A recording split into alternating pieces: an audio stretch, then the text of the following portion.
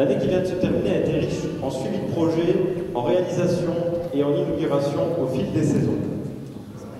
Au printemps, nous avons procédé à l'extension de la place des fêtes pour y créer, vous voyez, 20 places de parking supplémentaires réglementées en zone bleue, en plus des 50 places existantes. Au total, ce sont environ 30 nouvelles places de parking qui ont été créées au cœur du village ces 2 dernières années, à proximité des commerces et du nouveau groupe scolaire du centre. Alors tous les élus qui sont présents ici ce soir le savent, il n'y a jamais assez de places de parking aux abords des écoles, aux abords des commerces, en tout cas assez de places proches, en tout cas pour y déposer les enfants. C'est la raison pour laquelle, avec les élus, nous poursuivrons les efforts, si cela est possible, d'aménager quelques places de parking à chaque endroit où cela est possible. Au courant de l'été, les agents des services techniques ont pu prendre possession de leurs nouveaux locaux au sein d'un bâtiment entièrement rénové et fonctionnel qui pourra également évoluer dans le temps en fonction de nos besoins. Les anciens locaux devenus vétustes ont été vendus puis démolis et d'ici quelques semaines, ce sera la construction d'une nouvelle résidence de 23 logements de standing qui devrait démarrer. Mesdames et messieurs, les agents des services techniques qui sont sur le côté, en tout cas, moi je suis très heureux et très fier avec l'équipe municipale de vous avoir doté de ce nouvel outil tant attendu et mérité. La rentrée de septembre a été également un marqueur fort pour notre équipe, car elle a été marquée par l'ouverture et l'inauguration du groupe scolaire du centre et du nouvel accueil périscolaire baptisé Les Petits Fenchois. Cette réalisation est l'aboutissement du projet phare de la mandature. Et cet espace répond ainsi aux besoins actuels des familles fenchoises et anticipe sur les futurs besoins en lien avec l'évolution démographique de notre commune. En effet, la ville poursuit son développement sur les 24 hectares du quartier du Bogin, qui depuis 2022 a permis de livrer 150 nouveaux logements. Pour le printemps prochain, ce sera 55 logements conventionnés et 3 cellules commerciales qui seront livrées afin de nous conformer petit à petit, monsieur le sous-préfet, avec la loi SRU, qui consiste à nous doter de 20% de logements sociaux que nous devrons respecter d'ici peu, car nous allons, à mon sens, au prochain recensement, passer la barre des 3500 habitants. Notre commune enregistre un déficit de 160 logements sociaux. 160. Une centaine est donc prévue sur la ZAC du Bogin, ainsi qu'une résidence senior de 75 appartements verra le jour. Un projet de 15 logements avec Mosélis et l'EPF Grand Est au cœur du village est à l'étude sur une parcelle sur laquelle une procédure d'abandon manifeste est en cours. Il faut bien évidemment travailler sur toutes les opportunités, toutes les dents qui nous restent pour pouvoir nous conformer. Alors avec ces projets, d'ici 2030, nous devrions répondre aux exigences de l'État, mais avouons-le, il s'agit d'un dossier complexe et contraignant, car tout ne dépend pas de la volonté de la commune. Il nous faut des terrains, il faut que les bailleurs sociaux veuillent bien venir investir et avoir les infrastructures communales en capacité d'absorber cet afflux de nouvelles populations. Et tout cela avec des moyens financiers réduits, notamment depuis la disparition de la taxe d'habitation qui a créé quand même des inégalités majeures entre nos concitoyens. L'automne a été marqué par l'inauguration du nouvel éclairage public et le retour de la lumière la nuit à l'occasion du passage de l'heure d'hiver. Je sais que la fin de l'extinction nocturne était attendue par bon nombre d'entre vous et je vous remercie pour votre passion et votre compréhension pendant ces 2 années. À présent, je peux vous annoncer que notre réseau est entièrement modernisé et les 750 anciennes ampoules au sodium ont laissé place à la technologie LED et c'est ainsi 27 tonnes en moins de CO2 rejetées dans l'atmosphère. Ces 3 projets ont été des investissements utiles et productifs puisqu'ils permettent à notre collectivité, en plus de disposer de nouveaux bâtiments plus confortables pour leurs utilisateurs, plus respectueux pour l'environnement, de réaliser d'importantes économies sur notre budget de fonctionnement. On n'en déplaît pas à notre adjoint aux finances, Laurent Balzano. Voilà de l'argent public bien dépensé, voilà de l'argent public bien géré. La rénovation de l'éclairage public s'autofinance avec l'économie réalisée sur notre facture d'énergie et grâce à la subvention attribuée par l'État dans le cadre du Fonds vert. Le projet du groupe scolaire et périscolaire, ainsi que celui du nouveau bâtiment des services techniques, nous auront permis de nous séparer de 2 anciens bâtiments, que je qualifierais de réelles passoires énergétiques et qui auraient nécessité plusieurs millions d'investissements. Nous avons su ainsi mutualiser sur un seul et même site nos équipements utiles à notre jeunesse. L'ancienne école et les services techniques, les anciens services techniques, seront transformés en logements, les fruits de leur ventre apportant de l'argent frais dans les caisses communales, ainsi que les nouvelles ressources fiscales chaque année. Alors, je sais que dans cette salle, personne ne le pense, mais qui oserait encore penser après cette présentation que les communes sont dépensières, que par leur projet, elles génèrent de nouvelles dépenses de fonctionnement, ou encore qu'elles pèsent lourdement dans le déficit public. Je sais qu'ici, personne ne le pense. Alors enfin, nous avons clôturé cette belle année 2024 de projet avec un projet porté par le syndicat intercommunal du collège, que j'ai l'honneur de présider aux côtés de mes collègues élus que j'ai vus ce soir présents dans la salle, des communes de Coulanges, de Glutange, d'Angevillers et de Lormange. Nous avons assisté à la réception des travaux de rénovation des anciens plateaux sportifs. Jusqu'à présent, le site était occupé par des terrains de sport vétustes en enrobé, ainsi qu'une piste d'athlétisme en ligne droite et de saut en longueur. Élément, je pense que tout le monde s'en était rendu compte, qui avait besoin d'un réel besoin de rénovation et qui ne répondait plus aux besoins pédagogiques actuels. L'ambition des membres du syndicat est de mettre des infrastructures de qualité afin de favoriser la pratique du sport au collège pour les clubs sportifs.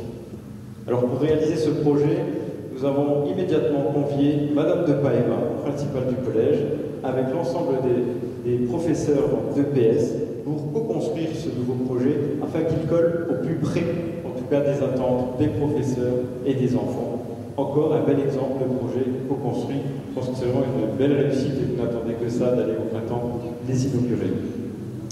Le nouvel équipement est à présent composé d'une piste d'athlétisme droite, donc de 50 mètres linéaires avec 4 couloirs, une fosse de saut en sable et d'une piste d'athlétisme circulaire de 200 mètres linéaires avec un espace central engazonné, libre de tout équipement permettant la pratique du sport comme le baseball ou l'ultimate. L'ultimate, c'est le lancer de frisbee. Pour ceux qui ne savaient pas, je l'ai appris, je ne vous le cache pas.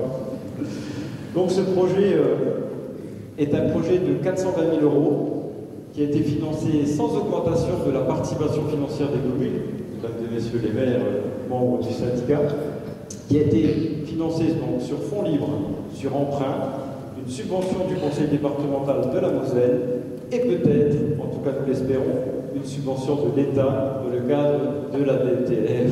Ça fait rigoler, petit sourire du côté, mais on a anticipé, on a déjà mis le logo de l'État sur le panneau de chantier, on s'est dit que de toute façon ça ne mangeait pas de pain. Voilà.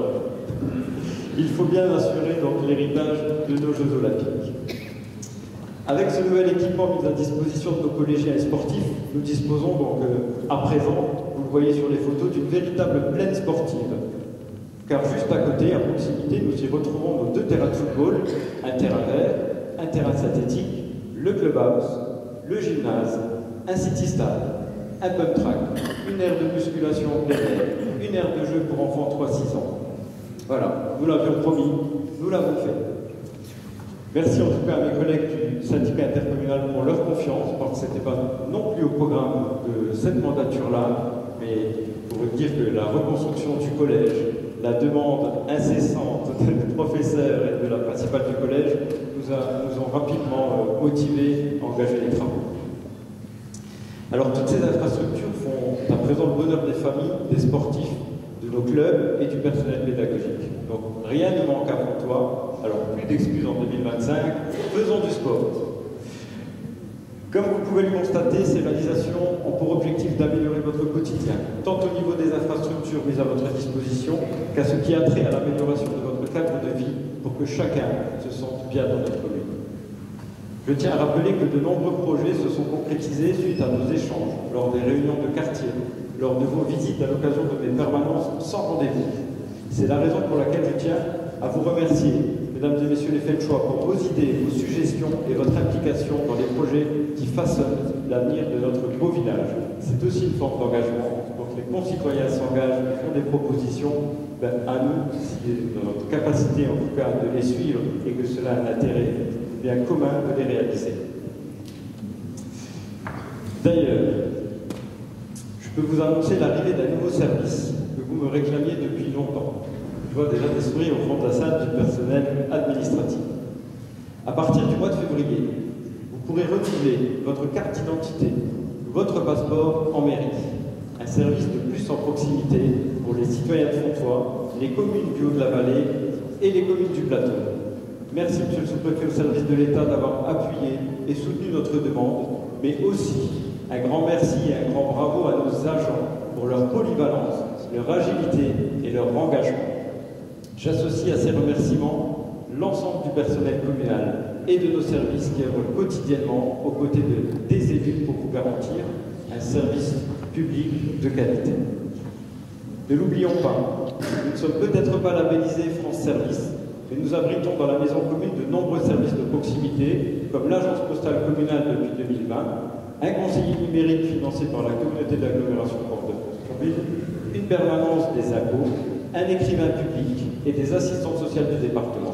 C'est aussi cela, répondre à nos missions de service public de proximité. Voilà pour le bilan 2024, un bilan que je qualifierais de bon bilan, et je suis satisfait en tout cas d'améliorer au quotidien avec l'équipe municipale le quotidien des fêtes. Des projets pour l'année 2025. Il en reste un petit peu. L'année 2025 s'annonce porteuse de grands défis et de belles opportunités. Plusieurs projets majeurs sont d'ores et déjà sur la table et nous allons continuer à les porter ensemble avec détermination. Je commencerai par un projet que nous attendons tous à Fontoy, mais également sur les communes du plateau et du Haut-de-Vallée. Vous l'avez deviné, je vais vous parler de la future salle multifonctionnelle communautaire et de son dojo. L'architecte en charge du projet va être prochainement notifié après quelques phases de négociation à terminer. Les futurs plans pourront être dévoilés au printemps prochain et la communauté d'agglomération Port-de-France-Thionville pourrait poser la première pierre d'ici la fin de cette année pour une inauguration courant 2027. Ce nouvel équipement sera construit à côté donc, du collège en lieu et place des anciens bâtiments du réfectoire et de l'administration, mais surtout à proximité de la plaine sportive présentée il y a quelques instants, ce qui va donner à ce site une nouvelle dimension, apportant un volet culturel. Ce site sera un véritable lieu de rencontre, favorisant ainsi les échanges et le lien social qui nous est si cher. Je remercie tous les élus communautaires qui ont porté ce projet, et toi, Président, cher Pierre, de l'avoir validé. Autre projet. Face aux enjeux liés au réchauffement climatique, la municipalité a décidé de prendre des mesures concrètes en lançant une étude approfondie des bâtiments publics et de ses 46 logements communaux. Cette initiative marque le début d'un ambitieux plan pluriannuel de rénovation visant à réduire l'empreinte carbone de nos infrastructures, à améliorer leur performance énergétique et à répondre aux exigences environnementales futures de la loi Terre notamment. La première étape de ce projet a consisté à la réalisation d'une étude détaillée des bâtiments concernés réalisée l'année passée. Ce diagnostic a permis d'évaluer des besoins spécifiques de chaque structure en matière d'isolation, de chauffage, de ventilation et de gestion de l'énergie. L'objectif est de dresser un état des lieux précis du patrimoine en identifiant les travaux à réaliser à court et moyen terme. Alors, comme vous pouvez le constater, de nombreux défis nous attendent encore, mais soyez certains que nous poursuivrons nos efforts et continuerons à mener de politiques ambitieuses pour rendre notre village toujours plus agréable à vivre, toujours plus animé, pour l'inscrire dans la modernité et pour proposer aux Fenchoises et aux Fenchois un cadre de vie privilégié. Alors, une fois que l'on a dit tout ça, il faut aussi se poser la question de comment on peut financer tout ça. Et bien entendu, la commune ne peut à elle seule réaliser tous ces projets. C'est pourquoi je tiens à remercier sincèrement nos fidèles partenaires, que sont le Conseil départemental de la Moselle, l'État, la région, la Caisse des allocations familiales, qui sont à nos côtés pour accompagner la réalisation de ces beaux projets. J'associe mes remerciements à l'ensemble du monde associatif qui fait vivre et qui anime notre commune dans de nombreux domaines que sont le sport, la culture et le social. Cette année encore, vous vous êtes dépassés. J'en veux pour preuve le chèque record remis au profit du Téléthon pour un montant de 12 500 € pour une commune de notre strate. C'est extraordinaire et je tiens vraiment à les applaudir sincèrement et les féliciter pour tout le travail.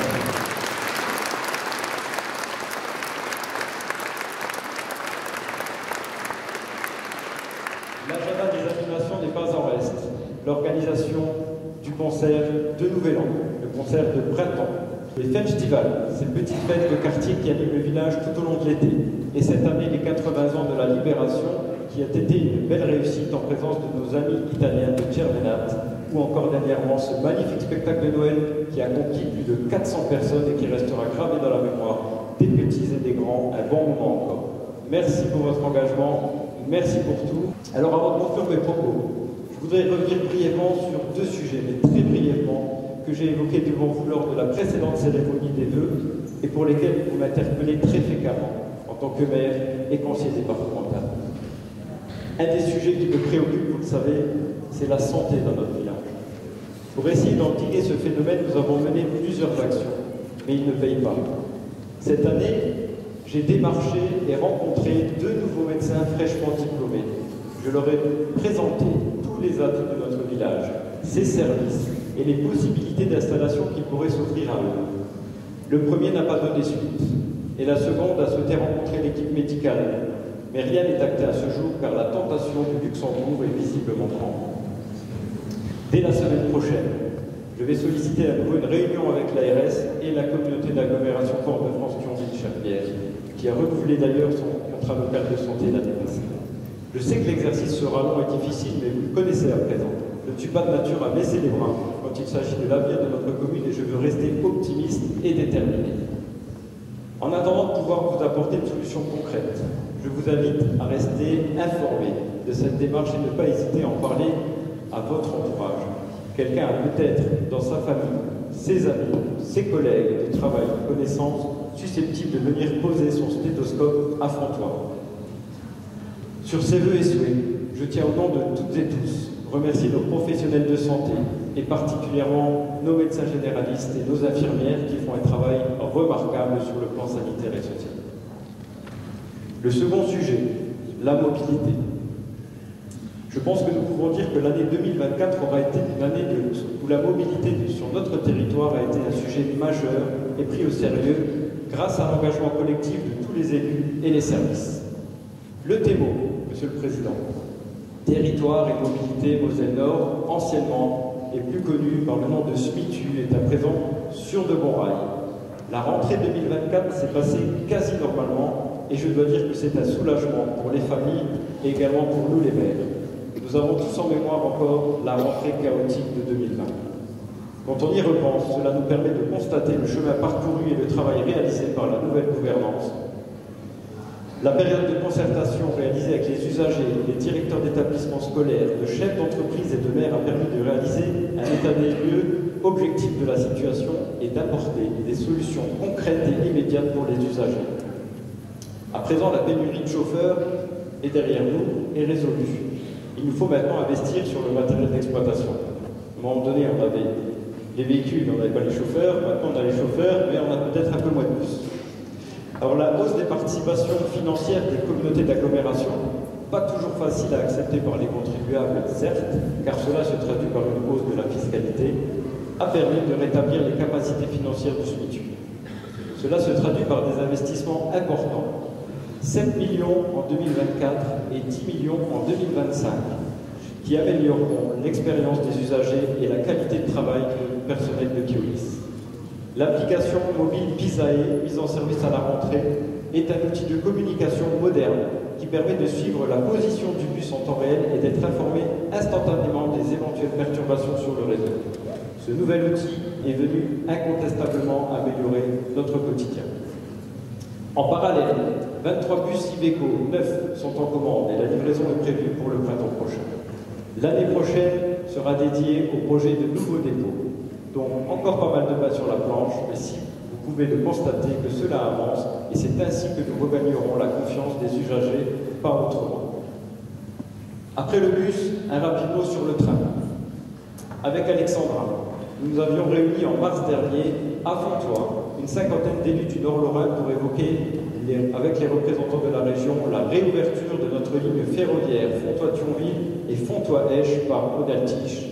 Thibaut Philips, vice-président de la région en charge des transports, nous a entendus et a accepté notre proposition de créer un comité de pilotage et s'est dit favorable à l'intégrer dans l'étude SERM, Services Express Régionaux Métropolitains du Grand Est, et la réouverture de plusieurs haltes ferroviaires comme Florange, Hayange, Nilvange et Fontoy.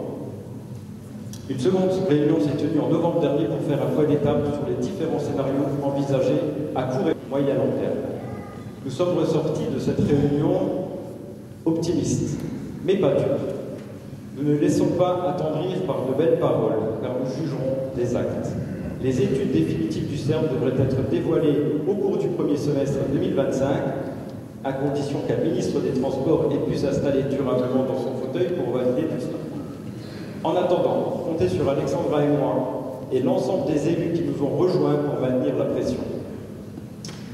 Monsieur Claude Maillard, je sais qu'il est présent dans la salle, un homme de l'ombre, notre ami et ancien cadre de la SNCF, peut témoigner de notre engagement et notre pugnacité pour voir aboutir ce projet.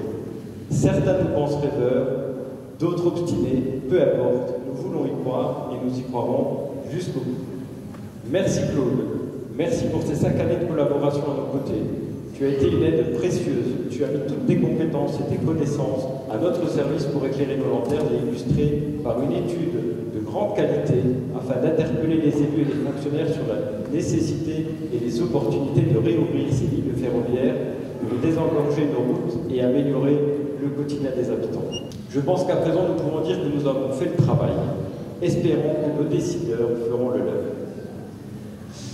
Je pourrais vous suivre encore sur bien d'autres sujets, mais je pense que j'entends quelques bouchons de bouteilles sauter, quelques estomacs ronronner. Je pense que vous avez un peu faim et soif. Alors je vous invite à présent à passer à la partie conviviale de la soirée autour d'un cocktail dînatoire préparé par la Maison Dolez. Belle année 2025 à jamais à chacun d'entre vous. Merci pour votre engagement, merci pour votre dévouement et ensemble tout est possible. Merci.